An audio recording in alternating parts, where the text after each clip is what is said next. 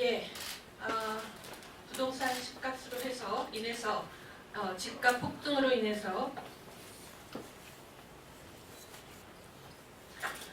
99%의 국민이 고통을 당하고 있다라고 생각합니다. 그래서 오늘 저와 또 최이배 의원 그리고 장석호 공인중개사님 그리고 송기균 경제연구소에서는 단순히 그 집값 폭등에 대한 문제 제기에서 더 나아가서 구체적인 대안을 제시하는 첫 번째 기자회견을 시작하도록 하겠습니다.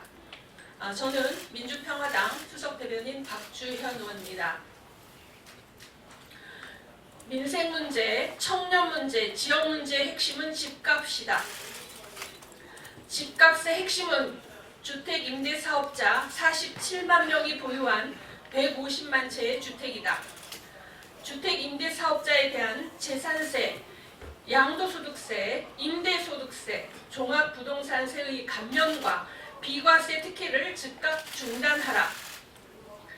2020년 1월 대한민국의 민생 문제, 청년 문제, 지역 문제 핵심은 집값이다. 강남과 선호 지역의 집값이 불과 2년 사이에 50% 이상 올랐으며 수도권 규제 지역은 2017년 현 정부 출범 이후 4차례 고강도 대책에도 불구하고 100% 이상으로 집값이 급등하였다. 문재인 정부 들어서 주택 임대 사업자에 대한 혜택은 더 늘어났고 강남 등 신축 분양아파트 중심으로 집값 폭등의 조짐이 있었음에도 제대로 된 정책을 내놓지 못한 결과 집값 폭등을 방치하고 말았다. 집값 상승의 원인은 다양할 수 있으나 역사상 가장 강력한 부동산 부양 정책 중 하나인 주택 임대 사업자에 대한 세제 혜택으로 인하여 어떠한 규제도 정책도 효과가 없는 상황이며 이로 인한 부작용으로 주택가격 폭등과 갭 투기로 인한 피해로 서민들의 주거권이 위협받는 결과가 초래되었다.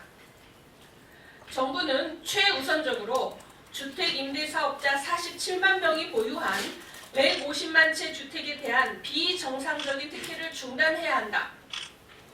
재산세 면제 및 감면, 양도소득세 장기 보유 70% 공제, 임대소득세 감면, 종합부동산세 합산 배제 등의 특혜를 폐지하고 이를 통해 150만 채의 주택이 시장에 공급되도록 해야 한다. 다만 갑작스러운 주택 임대 사업자의 양도세 부담을 완화하기 위하여 1년 유예를 주어 1년 이내 주택을 양도할 경우 일반 세율의 양도세를 부과하는 방식으로 출구 전략을 마련하면 된다. 이후 종합부동산세 등 보유세를 강화한다면 47만 명의 주택 임대 사업자들이 보유하고 있는 150만 채의 주택들이 꾸준히 시중에 나오게 될 것이다. 정부가 신도시 30만 가구 공급 대책을 세워도 그것은 최소 7년 이상이 지나서야 실제로 공급이 가능하지만 주택 임대 사업자에 대한 특혜를 중단하고 보유세를 강화한다면 그들이 보유한 150만 채의 주택은 곧바로 공급이 시작되어 1, 2년 이내에 주택 가격 안정을 위한 매우 효율적인 주택 공급 대책이 될 것이다. 그것이 바로 바람직한 주택 공급 대책이자 집값 안정책이다. 바른미래당 정책위의장 최이배입니다. 계속해서 뒷부분 읽겠습니다. 정부는 세원 투명성 제고와 미등록 임대사업자들의 과세를 위하여 주택 임대 사업자 등록을 권장하고 있다. 그러나 현재 주택 임대소득에 대한 세원은 부동산 통합조회 분석 시스템이 개통되어 운용할 수 있을 정도로 모든 자료가 국토부에 확보되어 있어 세원의 투명성은 충분히 확보된 상태이다. 또한 주택 임대 사업자들에 대한 과도한 세제 특혜는 일반 근로자나 다른 사업자와의 공평 과세의 원칙에 위반되며 이는 국가가 유지되기 위한 조세 징수권을 스스로 포기하는 행위이다. 정부는 세입자 보호를 위하여 필요하다고 강변하고 있지만 연 5%의 보증금 인상률은 결코 낮은 인상률이 아니기 때문에 임대업 등록제도로 실질적인 보호를 받기는 턱없이 부족하다. 그런데도 그에 비해 다주택자를 조장하는 세금 혜택은 너무나 지나치다. 정부는 이제 세금 혜택을 약속했기 때문에 혜택을 계속 줄일 수밖에 없다고 강변하면서 불소급을 이야기하는데 형사사건도 아닌데 불소급을 이야기하는 것은 언어 도단이고 세금 감면 약속에 정부가 기속될 하등의 이유가 없다. 정부는 다주택자에 대한 중과세를 통해 주택 가격을 안정시키겠다고 한다. 그러나 주택 임대 사업자에게 실소유자인 1주택자보다 더한 혜택을 주는 것은 자기 당착이며 자기 분열적 정책이라 할 수 있다. 자기 분열적 정책으로 주택 가격 안정을 도모한다는 것은 연못구호에 불과할 것이다.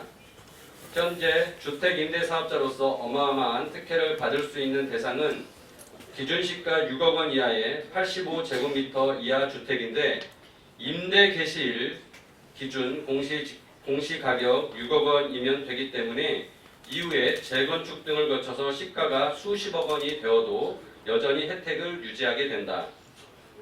주택 임대 사업자에 대한 세제 특혜는 부동산 부양 정책을 위장한 일방적인 퍼주기식 부자 감세이며 우리나라 조세제도 역사상 유례를 찾아볼 수 없는 특혜로 당장 폐지해야 할 민생 적폐라 할 수 있다. 대통령께서는 신년사에서 투기꾼에게 지지 않겠다 하였다. 주택 임대 사업자는 정부의 세제 혜택을 악용한 합법적인 투기꾼에 불과하다. 투기꾼에게 꽃길을 깔아주면서 투기꾼에게 지지 않겠다 함은 무주택자 및 서민을 우롱하는 언어 도단에 불과하다. 주택 임대 사업자에 대한 세제 특혜는 공평 과세에 위배되며 부당한 부의 세습, 주택 가격 상승, 서민들의 상대적 박탈감 등 현 정부가 내건 공정한 대한민국과는 어울리지 않는 옷이다. 2018년 이미 주택 임대 사업자의 특혜를 폐지하기 위한 법안이 발의되어 있다. 정부는 주택 허가제라는 희한한 제도를 운운하지 말고 말도 안 되는 다주택 임대 사업자 특혜부터 당장 없애야 할 것이다. 2020년 1월 21일 국회의원 박주연, 최입의 공인중개사 장석구, 송기군 경제연구소 등입니다. 예, 다음엔 장석호 공인중개사님께서 나오셔서 구체적인 특혜 내용에 대한 설명이 있겠습니다. 안녕하십니까. 저는 현재 공인중개사라고 있는 장석호입니다. 제가 공인중개사를 하면서 주택 임대사업자에 대한 세제 혜택을 면밀히 분석해 보았습니다. 여기 계신 분들 대다수들이 잘 모르실 거예요. 그래서 배포한 자료를 보시면은요, 주택 임대사업자에 대한 세제 혜택은 부동산을 보유하면서 취득 및 보유, 양도할 때 발생하는 모든 세금을 감세, 감면, 비과세해주고 있습니다. 예를 들어 재산세 같은 경우는 특히 소형 면적에 대해서 40제곱미터 미만인 경우, 이게 예전으로 따지면 방 하나에 원룸 15평형 아파트입니다. 정말로 서민들이 사는 아파트예요. 이런 집 한 채만 가지고 있어도 누구나 재산세를 납부합니다. 그런데 주택임대사업자라면 소형 아파트 100채를 가지고 있든 1000채를 가지고 있든 10,000채를 가지고 있든 재산세가 면제입니다. 이건 공평과세에 맞지 않는다는 얘기예요. 그 다음에 부동산을 보유하고 처분했을 때 발생하는 소득이 양도차익입니다. 양도차익 같은 경우에도 면적에 따라서 과거에는 양도차익이 얼마가 발생하든 간에 주택임대사업자는 100% 면제를 해줬습니다. 일반인이 집을 가지고 있다면 당연히 양도소득세를 납부해야 되는 거거든요. 그럼에도 불구하고 양도소득세를 100% 면제해줬고 현재 같은 경우는 장기보유 특별공제를 70% 해주고 있는 상황입니다. 그 다음에 주택을 보유하면서 아까 재산세하고 종부세와 보유세인데요. 보유세는 재산세는 일반 과세를 하고요. 일정 금액 초과된 경우 6억 또는 9억을 초과한 경우는 종부세를 납부하게 되어 있습니다. 그런데 사례에서 보시면은요, 2번 주택 같은 경우는 74제곱미터입니다. 예전 표현으로 하면 27평형 아파트예요. 방 2개입니다. 4인 가구가 실질적으로 거주하기 힘듭니다. 그리고 이런 주택을 투기 목적으로 취득했다고 생각하기는 힘드실 거예요.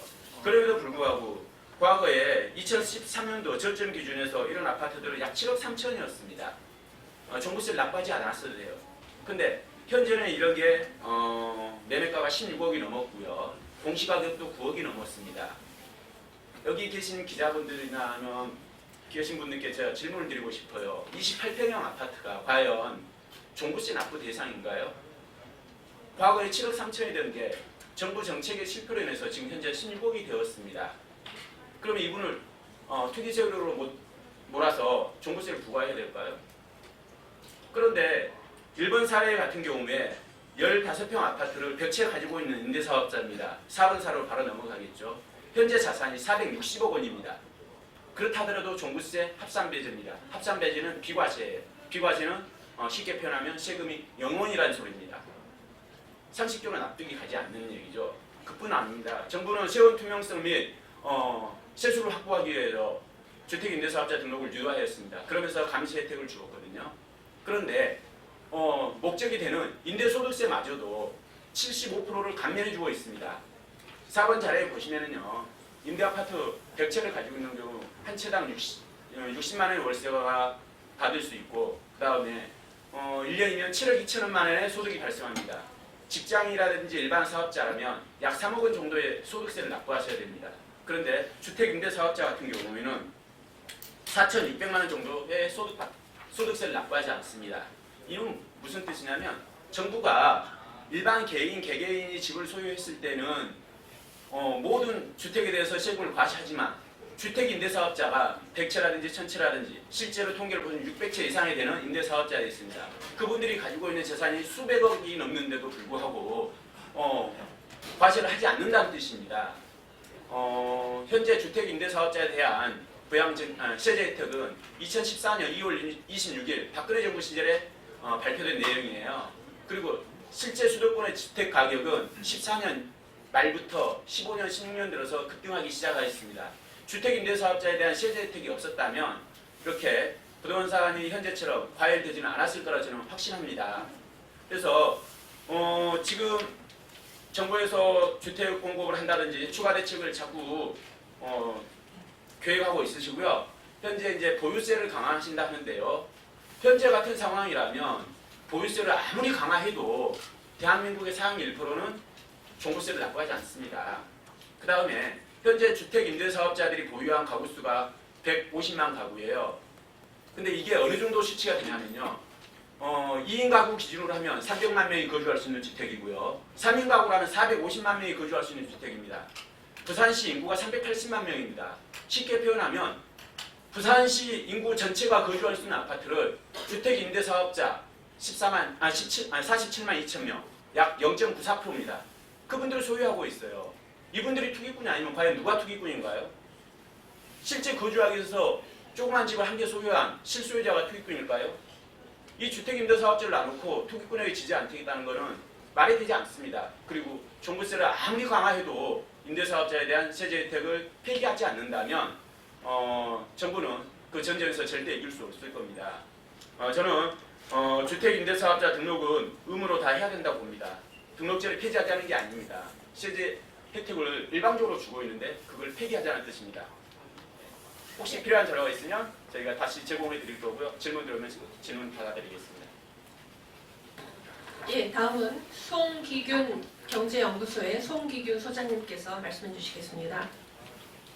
예, 송기균 경제연구소 송기균 소장입니다. 저는 두 가지만 짧게 말씀을 드리고자 합니다. 문재인 정부 들어서 2017년, 18년, 19년까지 특히 서울 집값이 폭등을 했습니다. 정말 어마어마하게 폭등을 했는데 그 폭등을 시킨 첫 번째 요인이 임대사업자에 대한 세금 특혜다라고 생각을 합니다. 제가 그동안 내일신문, 경제시평, 프레시안, BCN 뉴스, 유튜브에 통해서 글을 이 서울 집값 폭등에 대해서 100편 이상의 글을 썼습니다. 이제 글을 쓰면서 조사를 하고 연구를 한 결과를 보면 이제 뭐든지 그렇잖아요. 시장이라는 것이 수요와 공급에 의해서 가격이 결정이 되지 않습니까?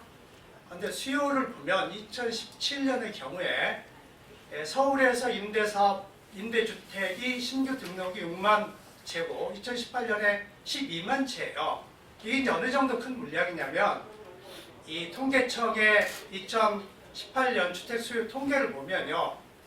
2017년하고 18년에 서울에 신규로 건설해서 공급된 주택이 17,000채하고 18,000채예요. 2018년을 보면 신규 주택이 18,000채가 공급이 됐는데 임대주택만 임대사업자들이 신규로 뭐 매입을 한 것도 있고 기존에 가지고 있는 주택 안 팔고 등록한 것도 있겠죠. 그게 12만 채입니다. 절반을 6만 채를 신규 매입하고 치면 신규 건설이 18,000채가 됐는데 6만 채를 임대사업자가 매입을 한 겁니다. 수급이 완전 깨진 거예요. 30대들 실수요자들 내 집 마련은 제외하고도 임대사업자의 투기 수요만 6만 채, 주택 공급의 3배가 넘습니다. 주택 가격이 폭등한 첫 번째 원인이 이 문재인 정부에서 임대사업자에게 어마어마한 세금 특혜 준 거다라는 게 시장의 수요 공급을 왜곡시킨 거죠. 또 하나만 말씀을 드리면 이 임대사업자 물량이 어느 정도냐면 전국이 149만 채라고 그랬는데 서울만 작년 12월 말 현재 47만 채요. 47만 채가 임대주택 등록이 돼 있어요. 그런데 다주택자가 보유한 주택이 이 역시 통계청 자료를 보면 132만 채인데 다주택자 개인이 자기가 사는 집 빼고 투자 목적 또는 투기 목적으로 보유한 주택이 80만 채입니다. 그러니까 이 대통령이 이제 투기와의 전쟁을 하겠다. 이 80만 채의 다주택자 물량 팔도록 하겠다는 건데 그 중에 47만 채, 60%가 임대주택이에요. 근데 이 어마어마한 임대주택 세금 혜택 주고 있는데 어느 누가 팔겠습니까? 절대 팔지 않는다. 임대사업자의 세금 특혜 폐지하지 않으면 대통령이 전쟁하겠다. 이 거짓말인 거죠. 이 물량 팔지 않고 이 세금 혜택 놔두면서 60% 세금 혜택 거의 안 내게 해주면서 무슨 전쟁을 하겠느냐. 이 두 가지를 시간 없어서 말씀을 드리겠습니다.